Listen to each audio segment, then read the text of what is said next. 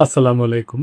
প্রিয় দর্শক, সরকার একটা চেষ্টা করতাছে, বলা চলে বন্দোবস্ত করতাছে যে ভ্যাট থেকে সরে আসার জন্য। সাধারণ মানুষের জীবনযাত্রা আরো সচ্ছল এবং সুন্দর করার জন্য যারা সম্পদশালী ধনী ব্যক্তি কিংবা ব্যবসায়ী তাদের উপর এটা কর বসানোর চিন্তাভাবনা এরকমই লাগে।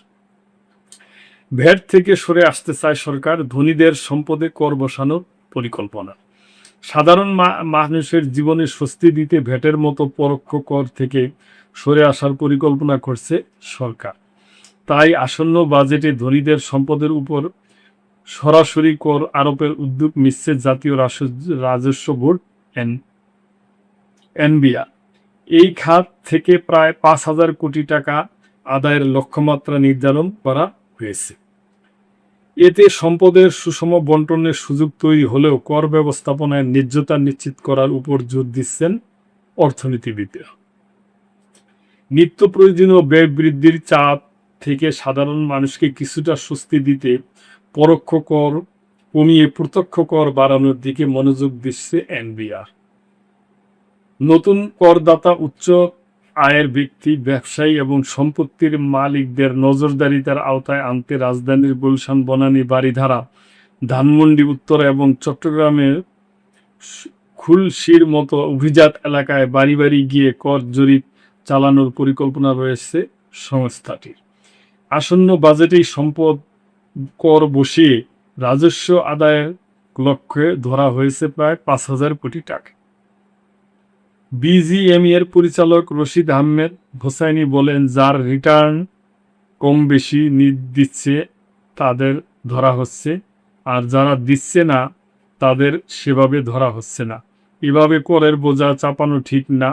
আমরা এরই মধ্যে কর ও ঋণের চাপে আছি, এক সময় আমরা নিঃশেষ হয়ে যাব। বর্তমানে কোনো ব্যক্তির মোট সম্পদ 4 কোটি টাকার বেশি হলে ন্যূনতম 10% থেকে শুল্ক করে সম্পদের পরিমাণ অনুযায়ী 35% পর্যন্ত সারচার্জ আরোপ করে NBR.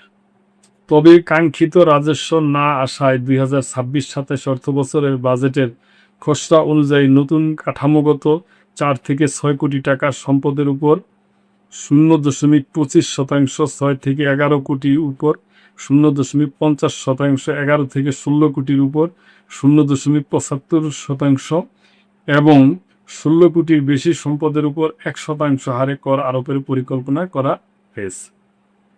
Centre for policy ডায়ালগের CPD নির্বাহী পরিচালক ডক্টর ফাহমিদা খাতুন বলেন, 5,000 কোটি টাকা বড় অঙ্ক নয়, তবে এটা আদায় করতে গিয়ে যাতে খরচ বেশি না হয়ে যায় সেটাও বিবেচনায় রাখতে হবে।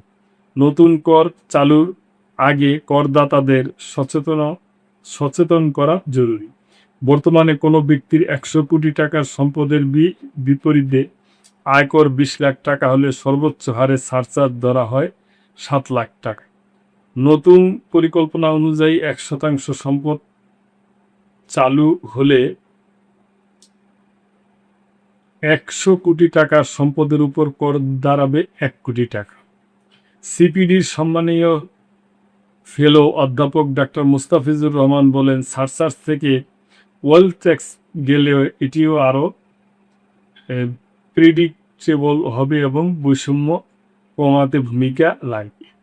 তবে শুধু রাজস্ব বাড়ানোর লক্ষ্য নিয়ে বিদ্যমান করদাতাদের উপর চাপ বাড়লে তা সঠিক হবে না। এনবিআর এর তথ্য অনুযায়ী 2022-23 অর্থবছরের সারচার্জ থেকে আদায় হয়েছে 695 কোটি টাকা, 2021-22 অর্থবছরে 626 কোটি টাকা এবং 20-21 অর্থবছরে 599 কোটি টাকা। তো প্রিয় দর্শক, এ ব্যাপারে আপনাদের যদি কোনো মন্তব্য থাকে অবশ্যই করবেন এবং লাইক, কমেন্ট, শেয়ার করে চ্যানেলটির পাশেই থাকি। আল্লাহ হাফিজ।